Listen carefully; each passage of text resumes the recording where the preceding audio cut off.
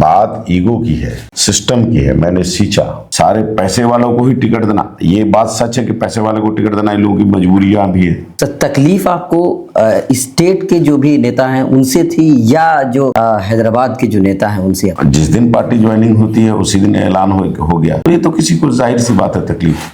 कसम उसम का मामला और किसी पार्टी में हमने नहीं देखा। मैं इज्जत करता हूं अरविंद केजरीवाल साहब की, उन्होंने मुझे टिकट दिया, लेकिन आप टिकट दे करके कैंडिडेट के लिए इस तरह से छोड़ देंगे, कहीं ऐसा ना हो जाए कि मासूम रजा 15-20 हजार वोट लाया और किसी न किसी हालात पर ऐसा हो जाए कि हमारा अंधेरे में और बंद कमरे के अंदर का कोई फैसला ना हो। दूर हुए तो अपने कैंडिडेट उस पतंग के निशान को जिताने के लिए किसी हद तक गुजर जाएंगे।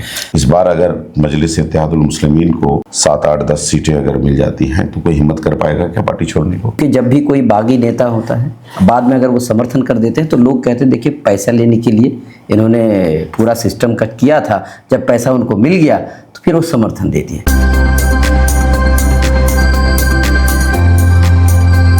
ट्रू रिपोर्ट्स में आपका स्वागत है। मैं हूं आपके साथ मुनव्वर आलम। हमारे साथ जो खास मेहमान हैं वो एमआईएम के बागी नेता थे, लेकिन अब बागी नहीं है क्योंकि इन्होंने जो है फिर से एक बार एमआईएम का दामन थाम लिया है। फिलहाल अगर हम बात करें तो ये चुनाव लड़ रहे थे एमआईएम से बागी होने के बाद आम आदमी पार्टी से, लेकिन आज खबर ये आई स्टेज पर चढ़ करके इन्होंने जो है फिर से एक बार एमआईएम को समर्थन दे दिया है। हमारे साथ मौजूद है मासूम रजा साहब, आपका बहुत बहुत स्वागत है। शुक्रिया भाईजान, बहुत बहुत।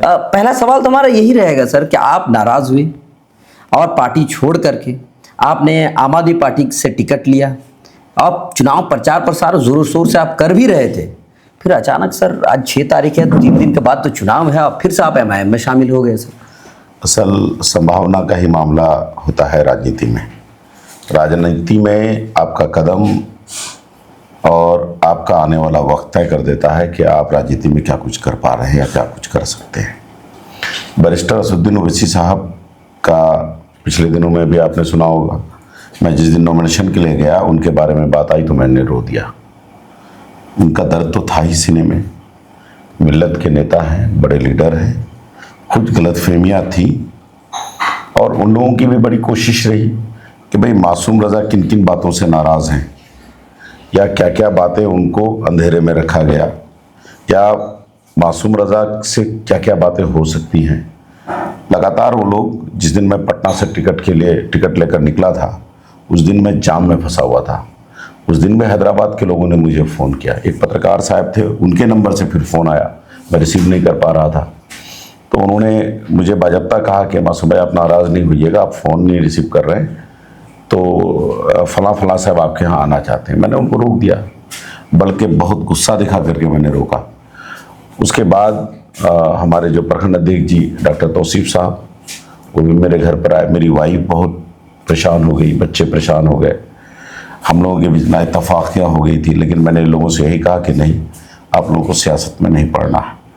अब सियासत का मसला है। ओवैसी साहब परेशान थे कुछ चीज़ों से जो हमसे जानना चाह रहे थे और अपनी बात बताना भी चाह रहे थे। माजिद साहब मेरे पास आए सबसे पहले, आज से लगभग 15-17 दिन पहले।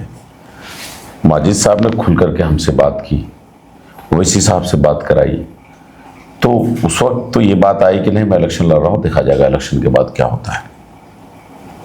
लेकिन माजिद साहब और असद साहब रेगुलर लगे रहे कि भाई कहीं ऐसा ना हो जाए कि मासूम रजा 15-20 हजार वोट लाया और किसी न किसी हालात पर ऐसा हो जाए कि हमारा रिजल्ट या और किसी का रिजल्ट ख़राब हो जाए। तो इन चीज़ों को लेकर वो रहे। एक बार आज से 3-4 दिन पहले कुछ लोग, हैदराबाद के लोग और कुछ लोग मेरे यहाँ 12-12:30 बजे के वक्त में शायद आने को बोले। मैंने कहा कि आइए, लेकिन इत्तफाक से मैंने फिर कहा कि भाई मैं तो ठहगाज हूँ, आप अगर 1 घंटे के बाद आएंगे तो ज़्यादा अच्छा रहेगा। तो इस बीच मुझे पता चला कि कई लोग आ रहे हैं, तो मैं यहाँ से निकल करके दूसरी जगह चला गया, जो वक्त बिता कर फिर आया मैं 2:30-3 बजे के बाद।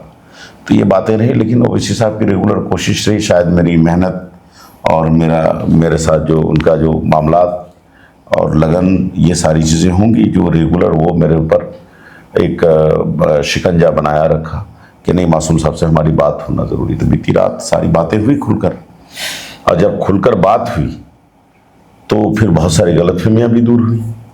आगे का बहुत सारा मिशन है, मिलकर काम करना है, वहाँ भी बात हुई। तो उन्होंने कहा कि मासूम साहब ठीक है, आप कैंडिडेट हैं, लेकिन आप आ जाइए, आपकी ज़रूरत है, हमें पार्टी को ज़रूरत है। आप जिस तरह से पहले से थे उसी तरह से आप रहेंगे, उससे ज़्यादा इज्जत मिलेगी।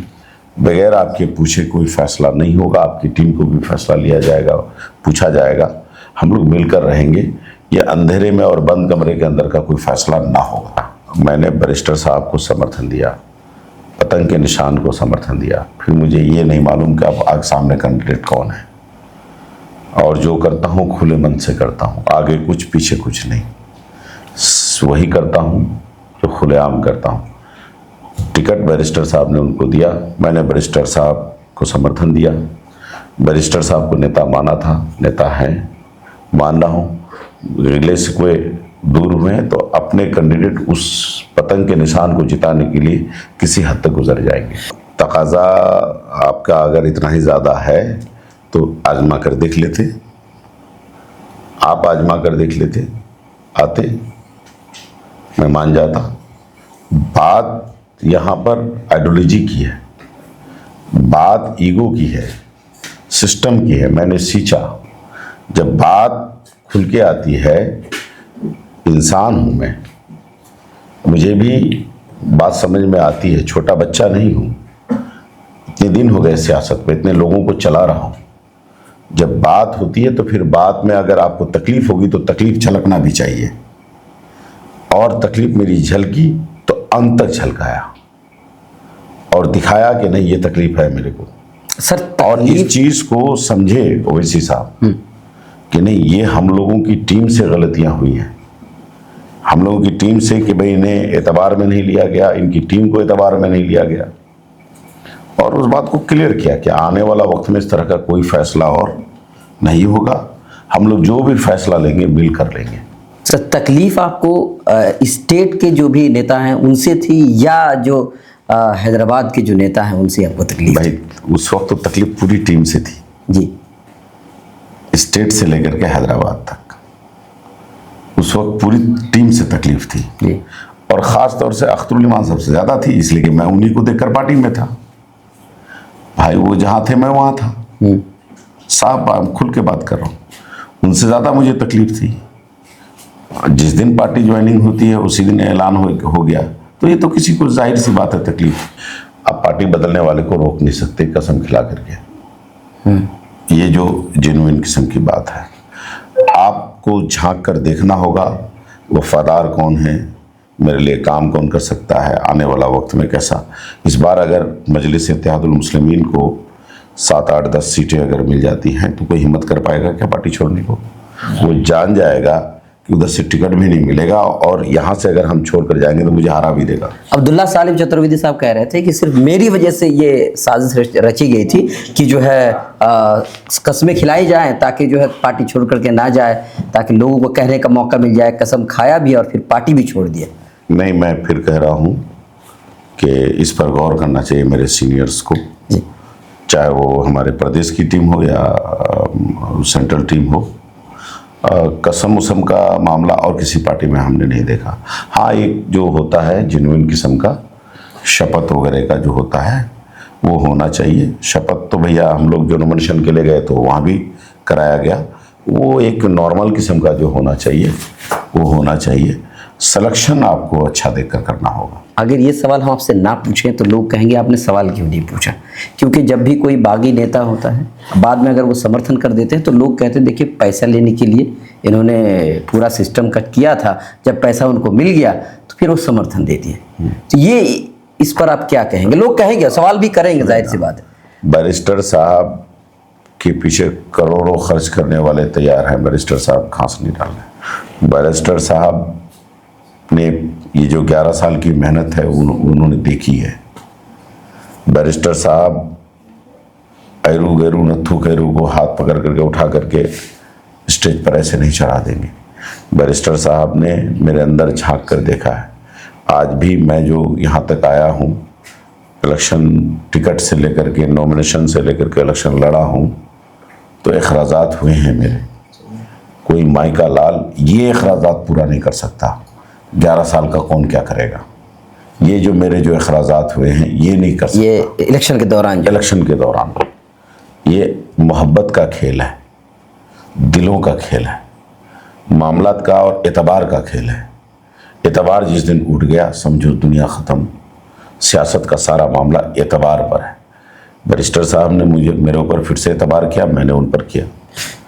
अब उनकी टीम मुझे चाह रही है कि नहीं, ये पुरानी टीम जिन पर हम काबिज रहे, ख़ासतौर से बहादुरगंज में भाई 3 रिजल्ट हमारा टॉप में रहा, ये रिजल्ट हमारा गड़बड़ा रहा था कुछ गलत डिसीजन या जो भी कहने से, ये हमारा कैसे बरकरार रहे और इस टीम को अब इस्तेमाल करना होगा। कुछ लोग मैं नाम नहीं लेना चाहता हूँ, वो चाह रहे थे कि भाई एक महदूद लोगों के बीच रह जाए। तो इस तरह से जो हज़ारों लड़के जो आपके काम कर रहे हैं या मेरे अंडर में हज़ारों लड़के हैं, उनका क्या होगा। आज भी मेरा रिजल्ट आप उठाकर देख लीजिए, दुनिया जान गई है कि मासूम रज़ा को अच्छा वोट आ रहा था, कमज़ोर वोट नहीं आ रहा था, दुनिया जान गई। जबकि मैं कमज़ोर लड़ रहा था, मेरे उलमाए करामों ने मुझसे मेरे ऊपर दबाव डाला कि तुम कमज़ोर इलेक्शन लड़ो, ज़्यादा हार्ड मत लड़ो। मेरे और लोग, मैं उनके कहने पर मैं कमज़ोर इलेक्शन, मैं बाहुबलियों की तरह 10-20 गाड़ी 50 गाड़ी लेकर नहीं घूम रहा था, 2 गाड़ी 3 गाड़ी 1 गाड़ी, मैं उस हिसाब से कर रहा था। लेकिन वोट आप किसी से भी पूछ लीजिए, मासूम रज़ा को अच्छा खासा आ रहा था, हार जीत अल्लाह पर। लेकिन मामला जब आ जाती है कि जिसको मैंने नेता माना वो मुझे सुनना चाहा, जब सुने तो उन्हें भी तकलीफ हुई और फिर उन्होंने अपनी बात सुनाई, तो हम दोनों के बीच एक डिस्कस जो हुआ, बात बनी, बात हुई। तो फिर मैंने कहा, उन्होंने कहा कि नहीं मासूम साहब, इस बार भी आप नहीं जीत पाएंगे, अगर जीत भी जाएंगे तो ये तो नसीब का मामला हो जाएगा। 15-20 हज़ार या 30 हज़ार 25 हज़ार की वोट की बात अगर होती है तो फिर बहुत सारी ये बातें, तो बेहतर है कि मासूम साहब आइए ना, हमारे साथ खुलकर आइए। ये आसान नहीं था, मैं मानता हूँ ये आसान नहीं था, लेकिन ये मेरा पुराना घर था, मैं तो कोई नया और घर नहीं तलाशा। मैं कहीं गया वापस आ गया, 1-1.5 बजे के बाद ओवैसी साहब उनसे रब्ता किया और मामला साफ हुआ। मैं कल दिन भर रैली में रहा किशनगंज में। यहाँ Congress, RJD, JDU, BJP, MIM के सारे लोग जगह जगह से आकर के हिंदुस्तान के कोने कोने से एक एक पंचायत संभाल लिया है। आम आदमी पार्टी का एक साहब नहीं आया। सुनिए, मैं इज्जत करता हूं अरविंद केजरीवाल साहब की, उन्होंने मुझे टिकट दिया, लेकिन आप अपने टिकट दे करके कैंडिडेट के लिए इस तरह से छोड़ देंगे। रेगुलर मैंने शिकायत करी, मैंने पार्टी से ये भी कहा कि सर झंडा बैनर वगैरह कुछ तो करवाइए, और भी बहुत सारी बातें रही। रेगुलर मैं संपर्क में रहा, लेकिन कोई सुना नहीं। कल संजय सिंह सर से भी मैंने उनकी बहुत, आज भी इज्जत करता हूँ, वो हिंदुस्तान की बेबाक आवाज़ हैं और संसद भवन की बेबाक आवाज़ हैं, बहुत दिल से मैं उनको पसंद करता हूँ, लाइक करता हूँ। उनसे भी मैंने ये बात कही, लेकिन आखिर में वही बोला कि मामला सर इस बार हम लोग गुजरात के लिए ज़्यादा कुछ सोच रहे हैं, बिहार में तो हम लोग इस बार 5 साल के बाद बहुत एनर्जी के साथ लड़ेंगे। तो ये बातें कहीं ना कहीं थी आम आदमी पार्टी का। अब मैंने पार्टी को धोखा क्या दिया, पार्टी यहाँ लड़ ही रही एक तरह से आज़ाद उम्मीदवार की तरह। इस वक्त पार्टी को मैंने कोई धोखा नहीं दिया। आपका ना नॉमिनेशन के दिन मेरा एक आदमी रहा, ना उनका पंचायत अध्यक्ष मैं कह सकता हूँ, ना उनका जिला अध्यक्ष कह सकता हूँ, ना प्रखंड अध्यक्ष कह सकता हूँ, ना उनकी टीम की तरफ से कुछ, ना उनके कोई लोग आए कि भाई कैसे नॉमिनेशन, ना मेरा नॉमिनेशन हुआ तो सही हुआ कि गलत हुआ ये देखने वाला हुआ, सिंबल आया तो कैसे आया, हम कैसे चल रहे हैं, कहाँ कहाँ मेरी कैंपेनिंग हो रही है, कुछ नहीं मालूम किसी को। तो ये सारी चीज़ें रही आम आदमी पार्टी की। कुल मिला के आप प्रेशर बनाने की कोशिश कर रहे थे, उसमें आप सफल हुए, ऐसा? नहीं, मैं तो इलेक्शन लड़ रहा था, प्रेशर की बात नहीं थी। अच्छा, प्रेशर उन लोगों ने बनाया मेरे ऊपर कि मासूम साहब आ जाए, शायद पार्टी को लॉस हो रहा है। चलिए अब एक सवाल हम ले लेते हैं आपसे। जिस तरीके से जब टिकट नहीं मिलता है तो जो भी नेता होते हैं वो जब पार्टी छोड़ते हैं तो बहुत तरह के आरोप लगाते हैं कि टिकट बेची जाती है, और खास करके MIM की बात करें तो बहुत सारे नेताओं ने कहा, जिनको टिकट नहीं मिला उन्होंने कहा कि पैसे से डील हो गई है, ये वगैरह वगैरह। तो क्या अब इस पर आप देखिए, मैंने उस वक्त भी यही कहा कि शायद ज़रूर पैसे वालों को जो टिकट देते हैं ऐसा हुआ होगा। मैंने हर जगह शायद लगाया, अच्छा। मेरा एक एक इंटरव्यू उठाकर आप देख लीजिए। अब पहले से बचते नजर आए हैं। सुनिए, पहले से बचते हुए मैं निगाह से देखा नहीं हूँ। खुदा के यहाँ मेरा गिरबान पकड़ लेगा अगर नहीं हुआ है, अगर नहीं हुआ है। हाँ, मैं एक बात कहता हूँ, मेरी पार्टी के लोग हो और किसी पार्टी के लोग हो, भाई जो मेहनत करता है उन पर आप हाथ नहीं रखिएगा तो कौन रखेगा। आपकी टीम को आगे बढ़ा रहा है, खर्च कर रहा है, रात दिन लगा हुआ है, बीवी बाल बच्चा को छोड़ा हुआ है, आप ही उनको इग्नोर करेंगे साहब और दूसरे को मदद करेंगे? ये कौन सी बात हो गई? कुछ आप मदद करिए, कुछ उन पर रखिए। आपकी टीम में भाई वो आगे बढ़ेगा, वो आपका रहेगा। बाहर का आदमी कितना आपका रहेगा, वो सौतेला ही बेटा रहेगा। तो ये मेरी आज भी सोच है। मैं इसलिए हर जगह लगाया हूँ, शायद मैं बचपन की तालीम मैंने मदरसे में पाई है, दीनी तालीम का मुझे इल्म है। कोई भी पैसे का अगर सौदा कहीं खुदा न खास्ता हुआ है तो किसी के सामने में तो नहीं ना किया होगा। तो भाई मैं शायद इसलिए लगाता हूँ, अगर नहीं हुआ है तब, अगर नहीं हुआ है तो मेरा गिरबान पकड़ लेंगे वो कल क़यामत के दिन, इसलिए मैं लगाया हूँ। हाँ, सारे पैसे वालों को ही टिकट देना, ये बात सच है कि पैसे वाले को टिकट देना इन लोगों की मजबूरियाँ भी है। जो बाहुबल खर्च हो रहा है 5 करोड़ 7 करोड़ 2 करोड़ 3 करोड़ ना जाने कितना हो रहा है साहब, तो ये चीज़ मैं समझ रहा हूँ क्योंकि मैं इलेक्शन लड़ा। पहले मैं इलेक्शन लड़ा। अच्छा, मैं इलेक्शन लड़ा, अब आपको समझ में आ रहा है। लेकिन एक बात ये भी सच है कि हम जैसे लोग कहाँ जाएं, कहाँ जाएं आप बताइए। मैं ये माहौल बनाने में कामयाब रहा, अल्लाह का करम है कि 3-4 खास कैंडिडेटों में एक का नाम मासूम रज़ा है, बाकी 9 में मेरी गिनती नहीं हुई। ये 3 से 4 लोगों में मेरी गिनती हुई कि हाँ मासूम रज़ा है जो अपनी शनाख्त बना दिया। बहुत तकलीफ है, बहुत लोग रो रहे हैं, बहुत लोग रो रहे हैं। उनको रिजल्ट ठीक है, मेरा 15,000 20,000 आया था, एक मैं नेता बन गया, आने वाला टाइम में मुझे कोई खोज लेता, कोई ज़रूरी है क्या? कोई ज़रूरी नहीं है ना। तो मैं जहाँ था इज्जत पकड़ करके था, फिर मैं हूँ। असल मेरी लड़ाई भी तो है, इस इलाके की लड़ाई भी तो लड़नी है। जो कौम मिलत की लड़ाई, इलाके की लड़ाई, तालीम का मामला, नदी कटाव का मसला है, ब्लॉक का मसला है, ट्रागाज से बागरन जोड़ने का मसला है। पुल के बारे में मैंने उस हिसाब से ऐलान करवाया। एक किधर के पुल का, मटियारी पुल और चिकाबारी में है आपका चुनीमारी पुल। कई रोड सड़क का मसला है, बच्चों के तालीम का मसला है, हमारे यहाँ के जो गरीब लोग हैं उनका इलाज का मसला है। तो इन सारी चीज़ों पर करने के लिए आपके हैंड्स चाहिए ना।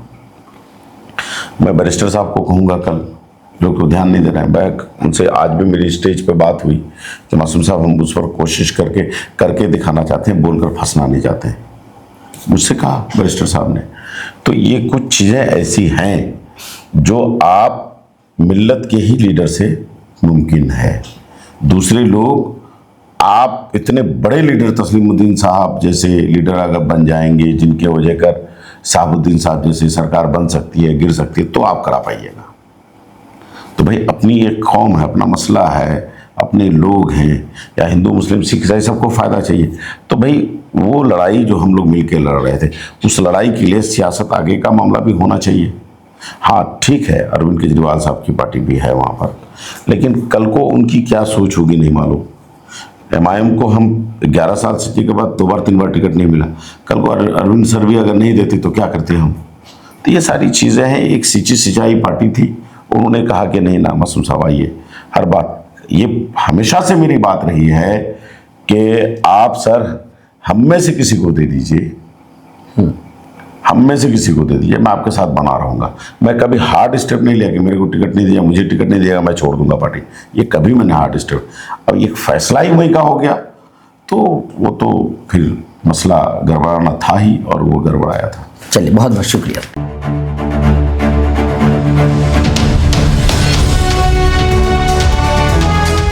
ट्रू रिपोर्ट्स, सच आप तक।